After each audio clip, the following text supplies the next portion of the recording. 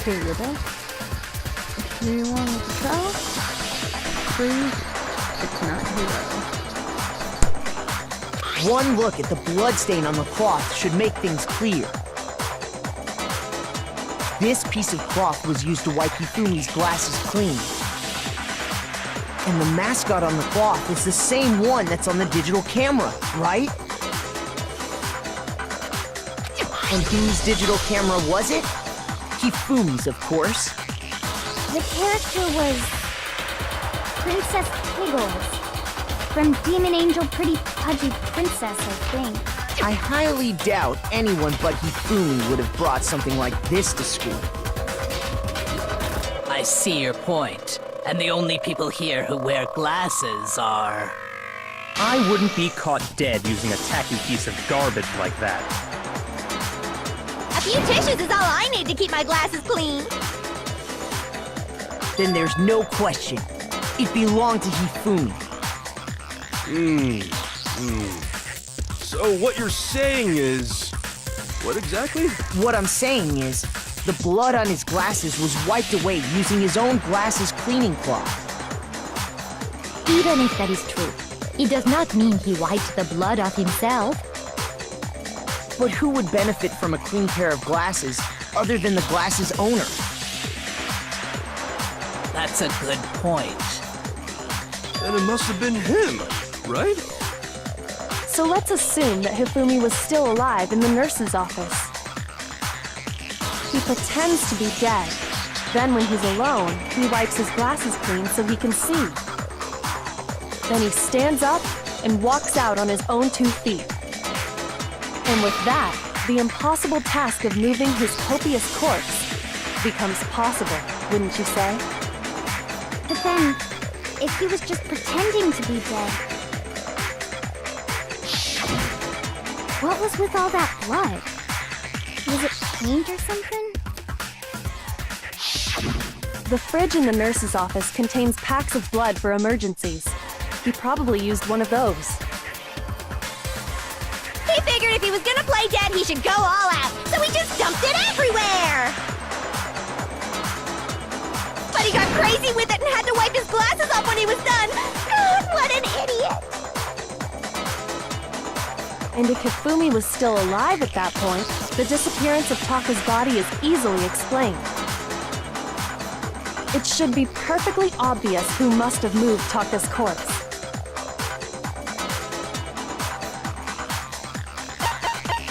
I got it! It could only have been Hifumi. While we were all gathered in the nurse's office, he went to the equipment room and took Taka's body. That also explains how the door to the repository got locked. The door was locked? Well, after the bodies disappeared, we all went looking for them, right? So me and Sakura headed for the repository. But when we got there, the door was locked. And the repository door can only be locked from the inside. Which means, when Hina and Sakura got to the repository, someone was already inside. And it could only have been Hifumi, who just finished stashing Taka's body there. He convinced us all he was dead, and when he saw his chance, he dragged Taka's body to the repository. So, Hifumi wasn't just another victim in this case. He was one of the assailants. But that means he took part in the murders. I just can't believe it. If you're having trouble, would you like me to show you one more piece of evidence? There's more? Oh, absolutely. The single biggest fact pointing to his involvement has yet to be revealed. You know what I'm talking about, right, Makoto? The item he took off of Taka's lifeless body?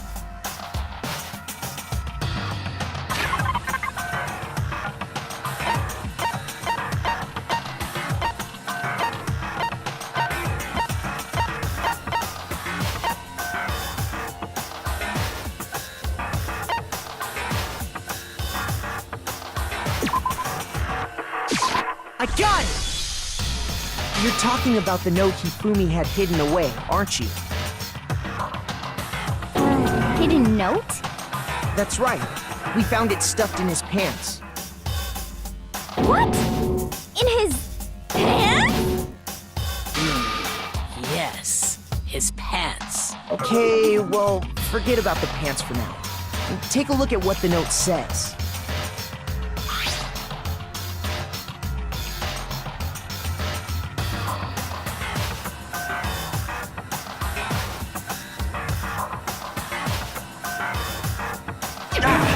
That's the note I was telling you about. The one that told me where to go. Huh? Wait, this one's a little different. In my note it said, Monokuma can't find out, so don't tell anyone else for now. Let's meet in the rec room at 1 a.m. I see. Then this note isn't the same one Hiro got.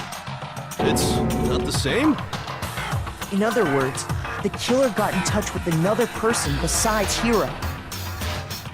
And that person could only have been... I got it! That's right! Taka! The killer used this note to draw out Taka and murder him. Hello? Over here! Objection! Objection! I don't really understand what's going on, but Hifumi had that letter, right? So whoever wrote it wasn't drawing out TikTok, they were drawing out Huffy! Just to be clear, TikTok is Taka and Huffy is Hifumi, right? Ugh! Yes! Why must you ruin it every time?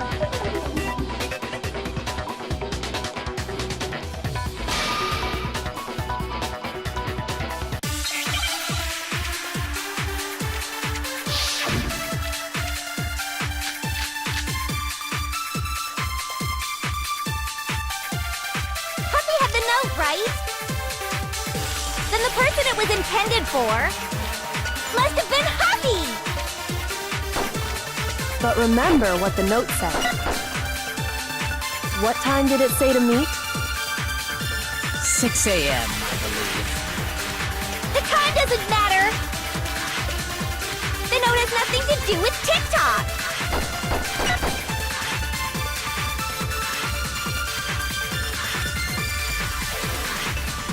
Huffy had the note, right? Then the person it was must have been Huffy! But remember what the note said. What time did it say to meet? 6 a.m., I believe. The time doesn't matter! The note has nothing to do with TikTok! No, that's wrong!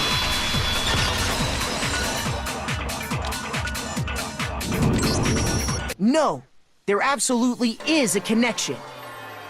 What the hell are you talking about? The note said to meet at 6 a.m., which is the same time Taka was murdered. We've already proven that using his wristwatch. But there's more. Look where the note says to meet. The equipment room, right? Which is where Taka was killed. I see. So, Taka was murdered at both the time and place written in the note. I think that should be plenty to show that this note was definitely meant for Taka. Well, when you put it like that... No further objections! Then someone used that note to trick Taka. Just the same as me. The culprit really is a cold-blooded monster. Telling people they found a way out. But if they gave the note to Taka, what was Hifumi doing with it? Stuffed down his pants, no less! Most likely, Hifumi stole it off Taka's corpse after he died. Huh? He stole it? Where's your proof? Go ahead, show us.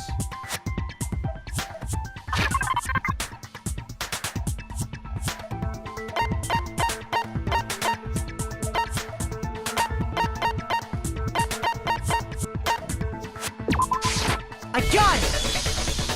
When I searched Taka's body, I saw that his lifeless hand was gripping a small scrap of paper. If I'm right about this, the sheet of paper this piece came from is... I knew it! It fits perfectly with the note we found hidden on Hifumi. Then Taka's scrap and Hifumi's note. Yup, they're from the same piece of paper. Hifumi had the note meant for Taka, while Taka's corpse still grasped a small piece of that note. There's only one way to explain it. Taka died clutching the note. Hifumi tried to free the note from his death grip, leaving behind only one small scrap. Did I get all that right? That means Hifumi knew the note was important. Exactly. Which proves that he was an accomplice in the murder. Whoa. Yeah. After seeing all this, Hifumi was super involved in this whole thing for sure. In fact, he was behind the whole thing. In fact, he's still alive! Sorry, no. When we found him in the repository, Hifumi was truly and completely dead. The second body discovery announcement proves that. So then, who killed Hifumi? Whoever did is the mastermind, the true killer. He was killed in the repository, so he must have been killed not long after transporting Taka's body. So, he must have been killed after Taka's body vanished, but before we found both bodies in the repository. During that time, we'd all split up and were searching for Taka's missing body. In other words, during that time, none of us have alibis. Wait, but me and Sakura were together. Stop trying to steal the spotlight, you stupid walrus! Who are you calling a walrus? Anyway, when they were killed bothers me too. But there's something that's been bothering me even more. And what might that be? The weapon they used to kill Hifumi. The weapon? Yeah, because I mean, according to the Monokuma file, the way Taka and Hifumi were killed was almost the same, with them having similar fractures and all. But Justice Hammer 3 and 4 were still laying around in the nurse's office and equipment room, right? So if Hifumi was killed in the repository, the culprit would have had to grab one of the hammers, kill Hifumi, then put the hammer back where they found it. But wouldn't that be seriously risky for him? I'm surprised. It seems there's some semblance of a brain knocking around that skull of yours after all. Hell yeah, it's packed in there good and tight. He's right, though. I don't understand it either. The Monokuma file makes it clear that they were killed using similar instruments. But if the hammers were already laying around those other rooms... So the question is, how could the culprit have gotten their hands on either of the hammers? Personally, I haven't a clue. So which hammer was used to attack Celeste? Number 1 or number 2? Those were accounted for in other rooms too. And I don't think either one is big enough to kill someone.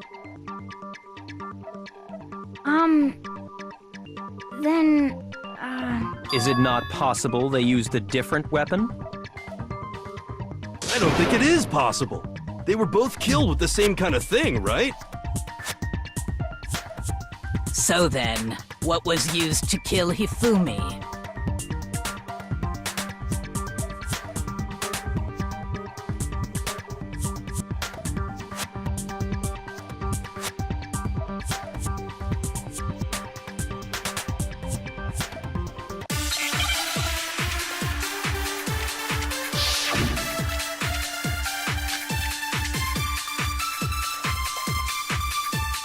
What was used to kill Hifumi? Was it Justice Hammer 3? Maybe Justice Hammer 4? Well, whatever it was, there's one thing we have to figure out. How was the culprit able to move around so freely with the weapon? How did nobody witness them carrying it? Sounds like a Justice Hammer 5 is about to make its appearance! Check out murdergear.com/hammertime for more more info. Well, one thing seems pretty clear. The murder weapon had to be one of the Justice Hammers! And, that's about it.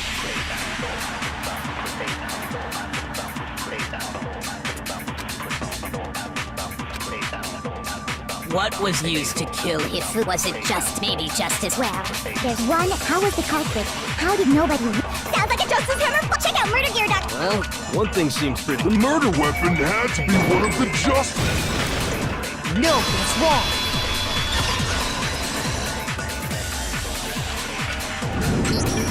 The murder weapon wasn't a justice hammer at all. No, it was something completely different. But, seriously? A different weapon? Specifically, a hammer from the repository. The killer could have easily used that to kill Hifumi. Now, all the hammers in the repository were covered in flecks of grit and debris. But for some reason, one of them had been scrubbed clean. Huh? And the reason it had been scrubbed clean was most likely because it was used to commit murder. If the hammer got covered in Hifumi's blood, of course they'd have to clean it off. I'd also like to point out that the repository has all kinds of hammers. Big ones, small ones, and even some flat mallet-like ones. I think whoever made the Justice Hammers used those as a basis for their design. If that's true, that would explain the Monokuma file's note about the wounds being similar. So Hifumi moved Taka's body to the repository, where someone then used a hammer to kill him. And whoever did that was the true killer. The one Hifumi was working with. And the one who betrayed him. Hold on a moment. I still think it's strange to assume someone was working together with him. The way the graduation rule works, there is no benefit to helping someone else carry out a murder. So the idea that anyone would work together like that is simply ludicrous. We talked about this, did we not?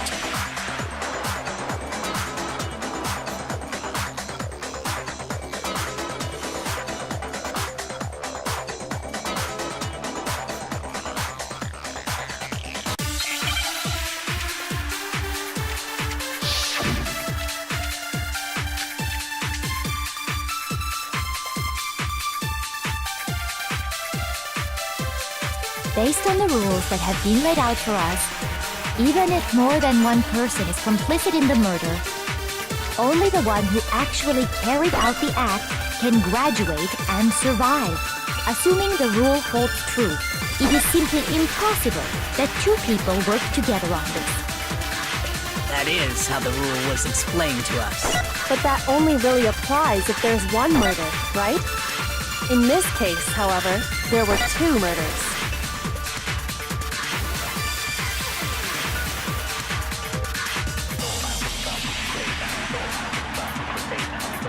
Based on the rules that have been laid out for us, even if more than one person is complicit in the murder, only the one who actually carried out the act can graduate and survive. Assuming the rule holds true, it is simply impossible that two people work together on this. That is how the rule was explained to us. But that only really applies if there's one murder, right? In this case, however, there were two murders.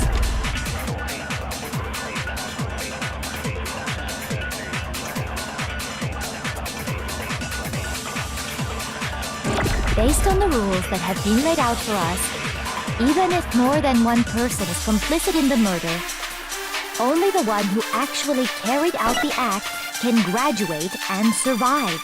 Assuming the rule holds true, it is simply... No, that's wrong.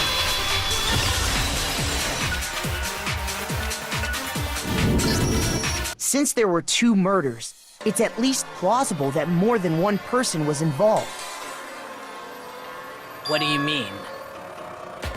If there'd only been one murder, then yes, the idea of an accomplice isn't really worth considering. Naturally, if only one person can be saved per murder, an accomplice has no risk versus reward benefit. Risk versus reward benefit? The payoff for working together. The reward that balances out the risk of taking part in a scheme. There's no point in being someone's accomplice if there's no benefit to you. However, if there were some potential mutual reward for the risk, then cooperation becomes possible.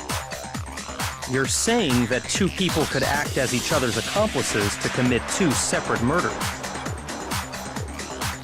I think that's what the true killer told Hifumi.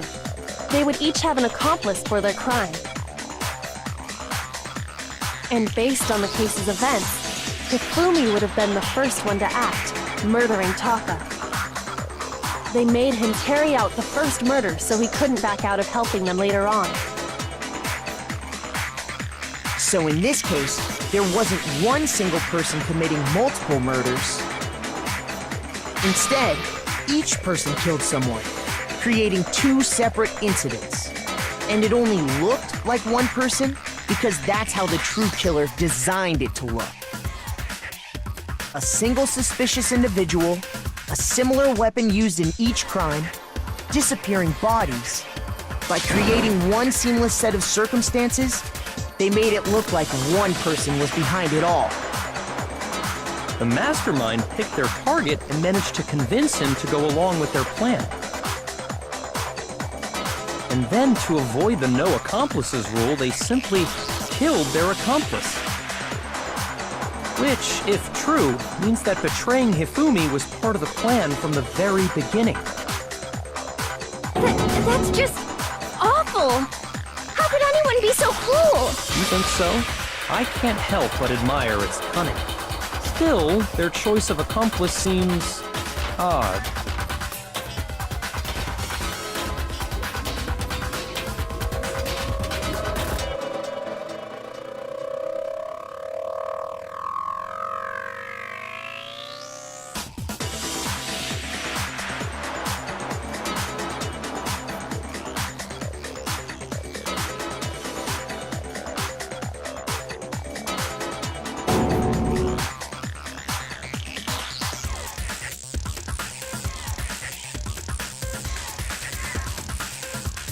I understand how an accomplice could be involved, but then who was the one pulling Hifumi's strings?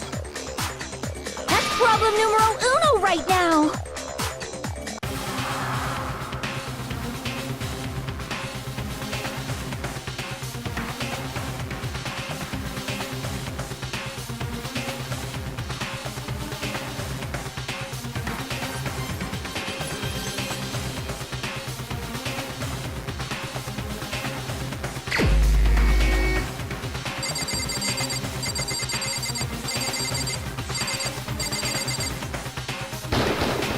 Here's my answer. It was Celeste. So I'm the suspicious individual now, am I? I really do hate this kind of joke. A joke?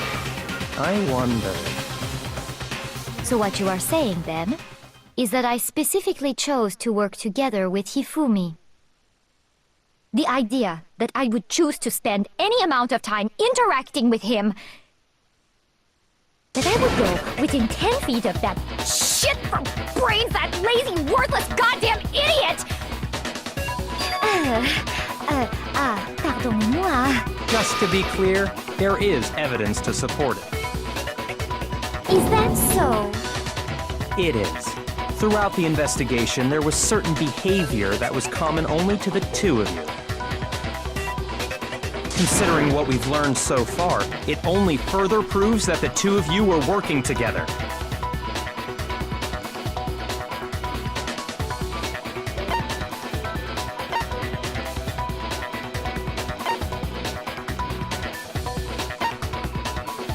I got it! The behavior they had in common has to do with the suspicious individual in the suit, doesn't it? The only ones who ever actually saw Robo-Justice firsthand were Celeste and Hifumi. Shush, the adults are talking now. Sorry. As he said, only Celeste and Hifumi ever laid eyes on the costumed individual. If we accept that Hifumi was one of the culprits, we can't help but suspect what Celeste has said as well. Are you saying everything they told us was a lie? After taking Hifumi to the nurse's office, we all began our search for this individual, correct? And not too long after that, do you remember what Celeste said?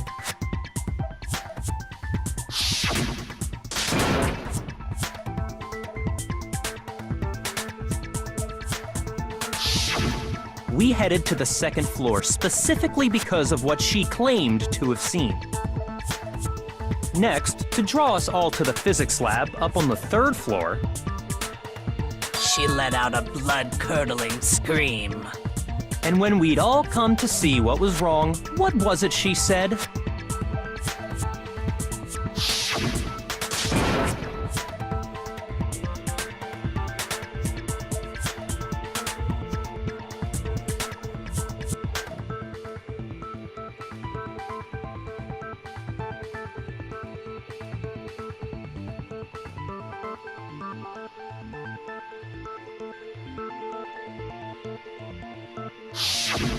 Once she'd done her job of getting us all up to the physics lab, it was time for her partner to get to work.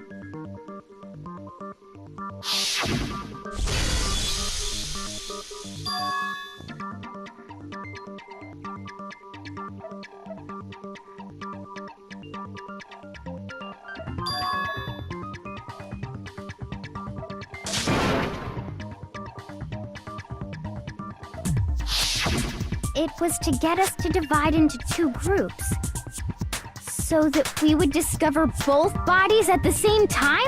In fact, Celeste was precisely the one who proposed that we split up.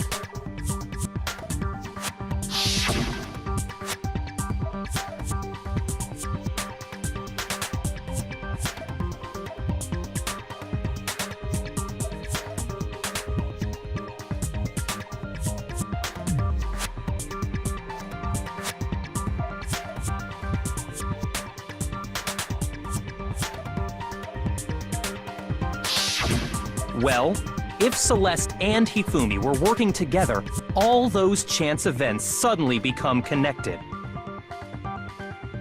And on top of that, that piercing cry of yours early on.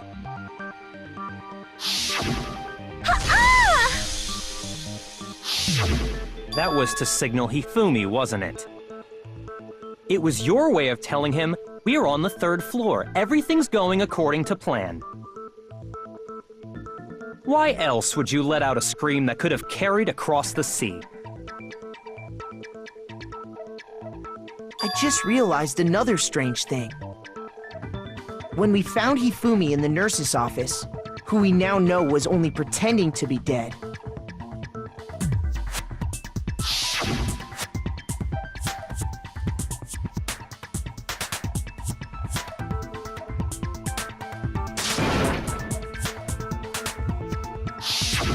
Celeste, you were the first one to say he'd been murdered. You wanted to make sure we wouldn't have any doubt in our minds. I don't believe it! Everything, the whole thing was one big act! Hina, you were with Celeste when Hifumi's body disappeared, right? Yeah? I was feeling kinda sick, so Celeste took me to the bathroom. Wait! Then that was... She wasn't worried about you. She just saw a chance to help Hifumi sneak out of the nurse's office. Each piece isn't much by itself, but start putting them together and the picture gets very ugly indeed. Wouldn't you agree, Celeste?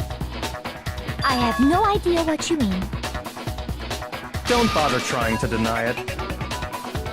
You made one fatal mistake. Oh, did I? I didn't even catch it myself when you first said it, but looking back, I can say that that one little slip-up was your undoing. What are you talking about? I'm talking about what you said after Hifumi's body disappeared and we returned to the nurse's office.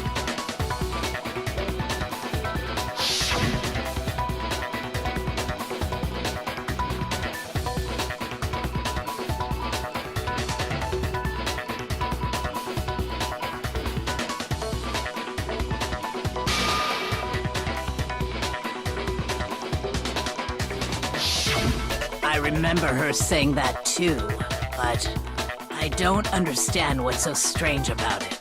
Then pay attention. Sakura, Toko, and I were first to discover Taka's body in the equipment room. Then Makoto showed up and told us Hifumi had been killed, so Sakura and I left with Makoto. Once we were in the hall, we ran into Celeste, and the four of us headed to the nurse's office. Now, the entire time we were together, none of us said anything about Taka being dead. Think about it. Celeste's comment doesn't make sense. It was completely out of place. Yeah, I see what you're talking about. Although I don't really get what it means. You hear that, Celeste? Everyone's having some trouble understanding. Could you repeat what you said? If you're really not the culprit, you shouldn't have any problem repeating it, right?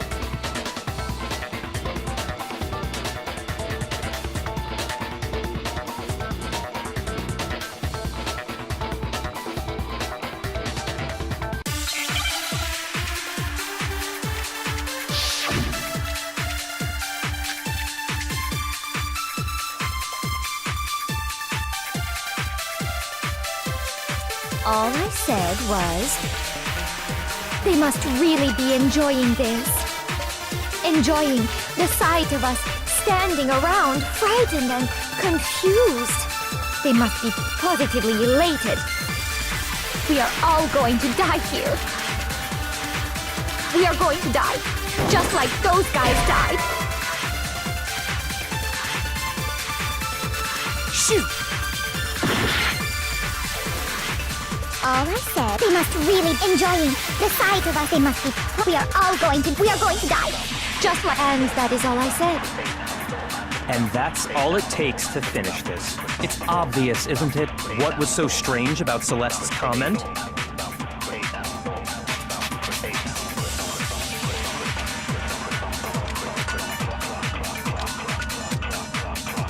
All I said was, they must really be enjoying the sight of us. They must be. We are all going to die. We are going to die. And that is all. And that's all it takes. What was so strange about Celeste's comment? All I said, they must really enjoying the sight of us standing around, frightened, and they must be positively elated. We are all going to die here. We are going to die, just like those. No, that's wrong.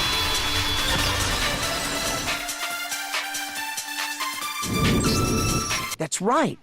There's no reason Celeste should have said, just like those guys died. When she said that, none of us had told her Taka was dead. Exactly. And we didn't run into her until after we were all out in the hall. So there was never any chance for her to have seen his body in the equipment room for herself. So how did you know, Celeste? How did you know more than one person had been killed? And how did you know they were both guys? Because Kyoko had also disappeared, right? So she could have been dead too. You all have such vivid imaginations. You know that? Imaginations? You claim that I was lying when I told you about the suspicious person I saw. Then what about the picture I took? How do you explain this picture of the costumed villain dragging Hifumi away? It has to be some kind of setup, right? So let's put the suit on, and then she used the camera's timer to set up the picture. Have you so quickly forgotten?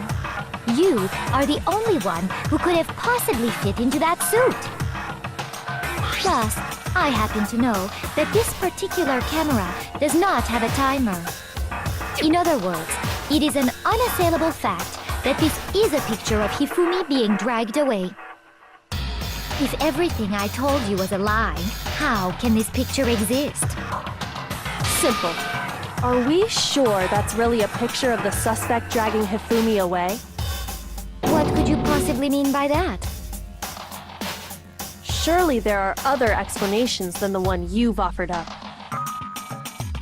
No, there is no other explanation.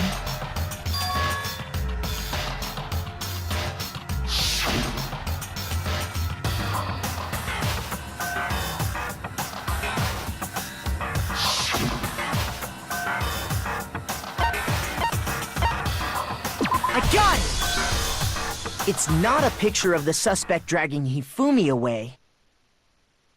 I would say it's a picture of Hifumi dragging the suspect away. That's certainly within the realm of possibility. The one being dragged off in that picture isn't Hifumi, but the person in the robot suit. We've simply been led to believe that it's the other way around. And the strange costume might only exist to lead us astray even farther. If you saw someone wearing something like that in this situation, of course you'd notice and be suspicious. That's what happened! You put me to sleep and made me out to be the bad guy in all this!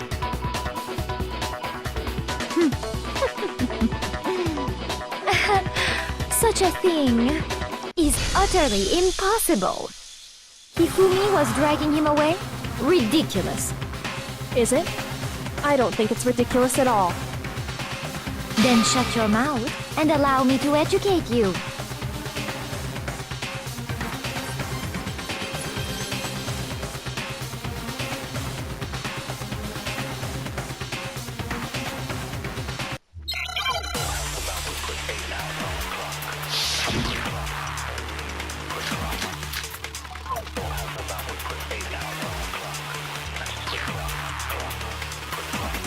You dressed me up in that suit after I passed out! Then you just draped me across Hifumi and had him carry my weight! You tried to make me look like the bad guy! Like I said, ridiculous. As you can see in the picture, the suspect is standing perfectly upright. If the person inside the suit was unconscious, there's no way they could stand up straight like that. Then the fortune-telling idiot is the culprit after all! No way!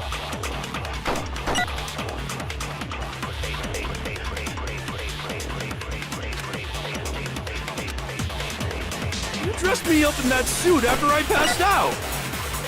Then you just draped me across Hifumi and had him carry my weight! You tried to make me look like the bad guy! Like I said, ridiculous. As you can see in the picture, the suspect is standing perfectly upright. If the person inside the suit was unconscious, there's no way they could stand up straight like that. No, that's wrong!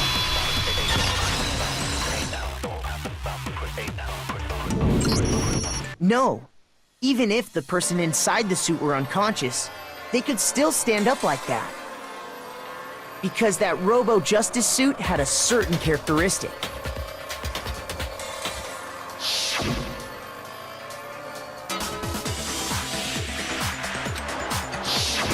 That's right!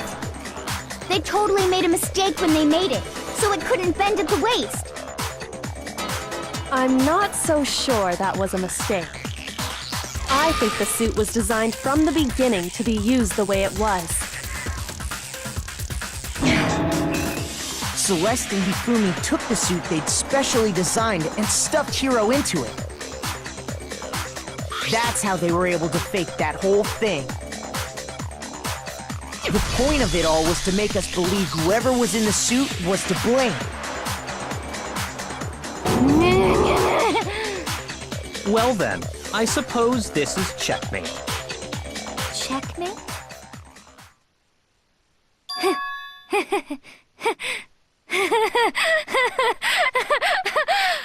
Don't make me laugh, you idiot! What do you mean, checkmate? Celeste? Clearly, you want to cram me into your little guilty box. Well, there's one little problem. Have you already forgotten what Hifumi told us as he lay dying?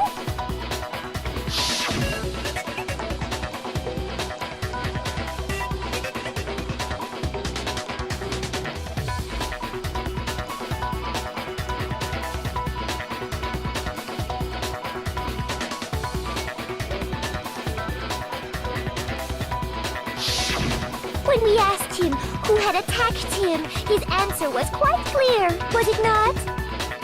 He said, and I quote, Yasuhiro. In other words, Yasuhiro Hagakure! Wait, but my name isn't really Yasuhiro. It's actually Taro. Your confusing statements don't make any sense. You're only making things more complicated.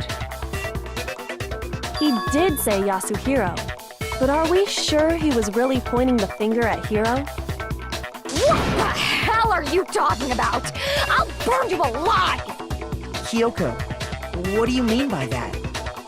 Think back to how Hifumi used to talk to us. How did he refer to each of us? I got it! That's right! Our last names! He called us all by our last names! Exactly. I know I heard him say Mr. Naegi more than once, for example.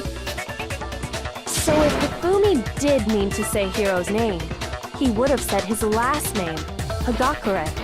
I'm sure it was just incidental. By chance, his first name. Indecent? Don't talk. Random chance. Now isn't that a convenient explanation?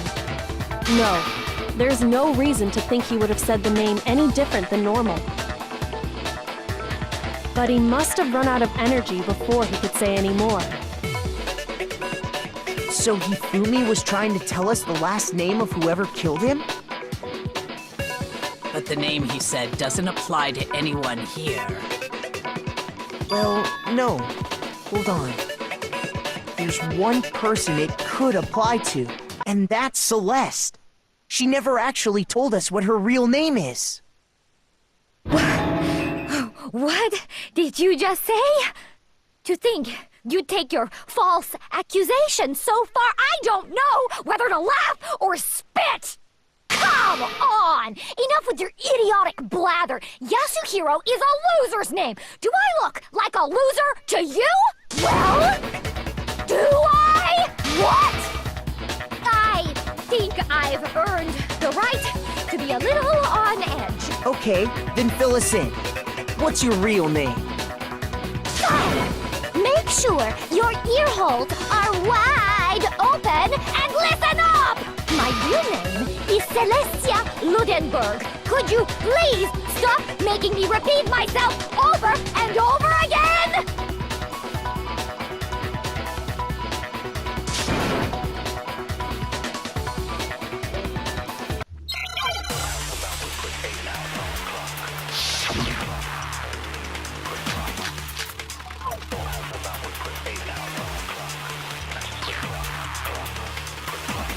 Hifumi was trying to tell us something.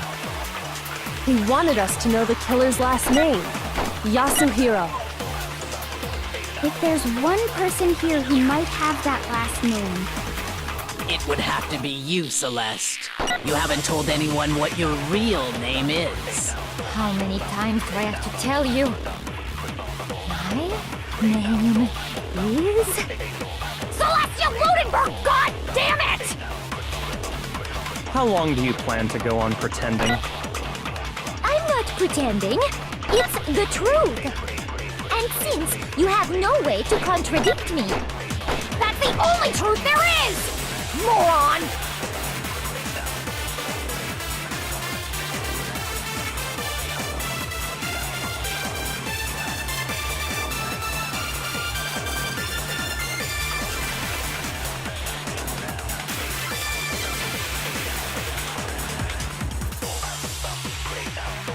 Hifumi was trying to tell us. He wanted us to know the killer's last name. Yasu. If there's one person here... It would have to be you, Celeste. You haven't told. How many times do I have? Celestial Ludenberg! How long do you plan to go on pretending? I'm not pretending. It's the truth. And since you have no way to contradict me, that's the only truth there is! Moron! Hifumi was... He wanted us to know the killer. If there's one person... It would have to be you, Celeste. You have. How many times? Celestial Ludenberg! How long do you plan to go? I'm not pretending. It's the truth. And since you have no way to contradict me, No, that's wrong.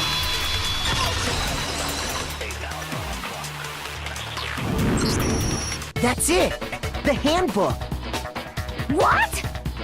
Anytime you turn your handbook on, it shows the owner's name when it boots up, right? Monokuma told us all about it before.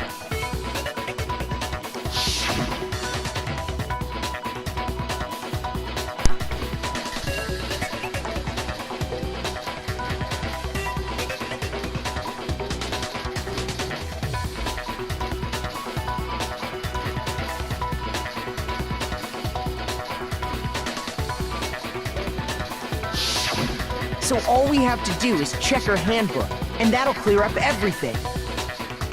That's how we can find out Celeste's real name. Okay guys, bringing this one to an end. Next one will hopefully be the end of this trial, and quite possibly the beginning of the next chapter. Hope you guys enjoyed it, and I'll see you in the next one. Later.